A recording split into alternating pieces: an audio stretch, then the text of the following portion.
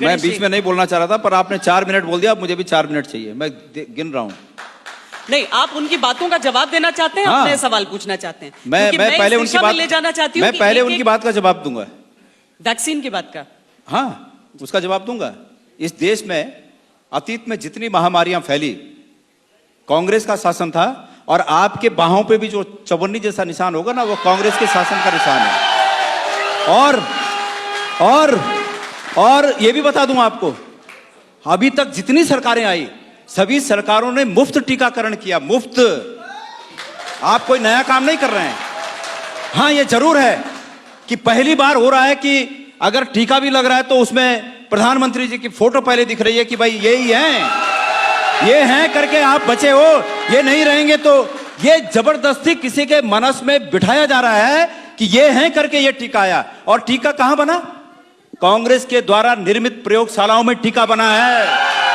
आप भूल जाइए, आपने 7 साल में अगर एक नई प्रयोगशाला बनाई हो, भारतीय जनता पार्टी की सरकारों ने इस देश में कोई नया काम, एम्स कांग्रेस की देन है, तमाम प्रयोगशालाएं कांग्रेस की देन है। मुझे खुशी है इस बात की, और कांग्रेस के शासन की देन है।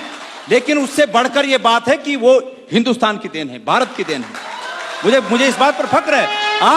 आप इसको किसी एक व्यक्ति का श्रेय मान रहे हैं कि उस व्यक्ति का श्रेय है।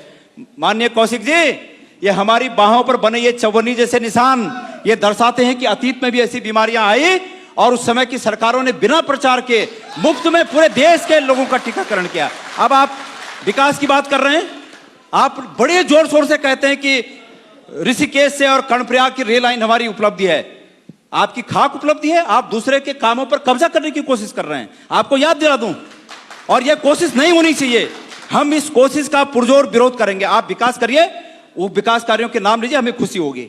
लेकिन ऋषिकेश कर्णप्रयाग रेल लाइन, एंटनी जी ने उसका शिलान्यास किया, यूपीए 2 की सरकार में उसके लिए बजट पारित हुआ, काम चालू हुआ। अब आपके समय में वो पूरा हो, अच्छी बात है, लेकिन दूसरे के कामों पर श्रेय मत लीजिए। केदारनाथ का पुनर्निर्माण, मैं केदारनाथ का अध्यक्ष था, श्वेता जी, मैं अध्यक्ष था वहां, और प्रत्यक्षदर्शी हूं वहां का। और भगवान केदारनाथ की कसम खा के कह सकता हूं, वहां जितना पुनर्निर्माण हुआ, हरीश रावत जी मुख्यमंत्री थे, उनके कार्यकाल में हुआ। और आप लोगों ने पूरे देश को बताना चाहता हूं, मैं धन्यवाद देना चाहूंगा कि इस राष्ट्रीय चैनल ने मुझे यहां पर आने का मौका दिया। मैं आपके माध्यम से पूरे देश को बताना चाहूंगा, अगर उस केदारनाथ में कुछ बदलाव हुआ तो यह हुआ कि कांग्रेस के समय के पुनर्निर्माण के कार्यों पर जो शिलान्यास के पत्थर कांग्रेस के नेताओं के लगे थे, आपके नेताओं ने आकर उन पत्थरों को साइड करके अपना नाम लगा दिया। इसके अलावा कुछ नहीं किया आपने। तो यह विकास कार्य है, ये गहरी खाई है जिनको पाटना पड़ेगा।